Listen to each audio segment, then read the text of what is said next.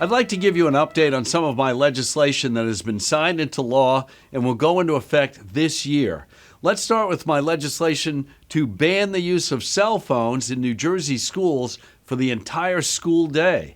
I told you last year that educators and researchers across the globe were coming to the conclusion that allowing students to access electronic devices during school hours was making it hard for teachers to control classrooms and creating a real barrier to learning. So I introduced Senate Bill 3695 to ban cell phones in classrooms for the entire school day.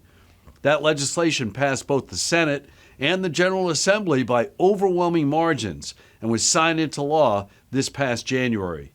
My colleague in the 4th District, Assemblyman Cody Miller, was there at the signing. He sponsored the legislation in the General Assembly. And we saw firsthand the impact that this bell-to-bell ban had on students. They said that they were learning in the classroom, that they were having conversations with one another. That is important. That's what we need to do more of. Thanks to Assemblyman Miller and, of course, former Governor Murphy, who signed that bill just days before he left office, the cell phone ban in New Jersey schools will go into effect for the 2026-2027 school year. Switching gears, let's talk about home improvement contractors. There's about 48,000 in the state, and they do everything from kitchen remodeling to bathroom renovations, window replacements, outdoor decks, and much more. But I discovered the requirements to be a home improvement contractor in New Jersey were minimal, and that was leading to lots of fly-by-night companies ripping off customers and doing subpar work.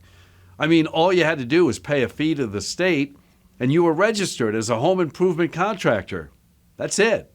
So in New Jersey, if you wanted to be a contractor, you didn't have to demonstrate that you even knew how to pound a nail with a hammer. But ironically, if you wanted to paint nails as a manicurist, you had to take 300 hours of instruction, have a high school diploma, and pass a written exam. That just didn't make sense. So I introduced this legislation to dramatically increase the requirements for home improvement contractor companies. The bill passed, was signed into law, and parts of the law took effect this February. So in the near future, if you want to become a home improvement contractor, you'll have to complete an apprenticeship or training program and pass a written exam. You'll have to adhere to a code of ethics and standards created by a new state board to oversee the profession.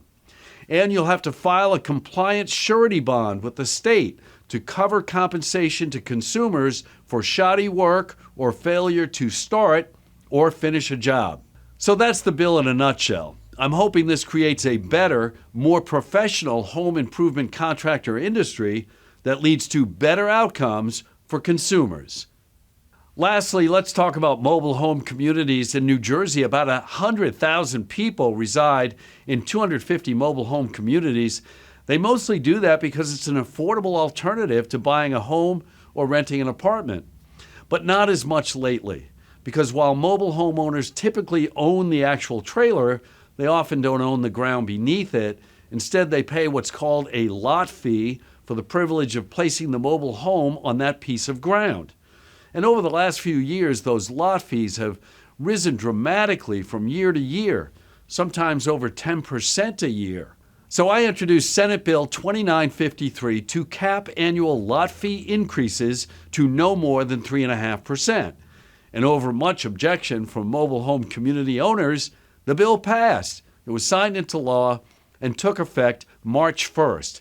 So now people living here will no longer be subject to arbitrary and dramatic lot fee increases.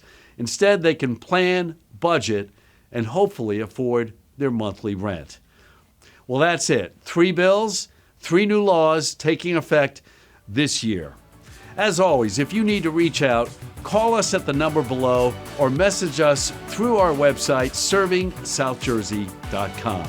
And until the next time, see you around town.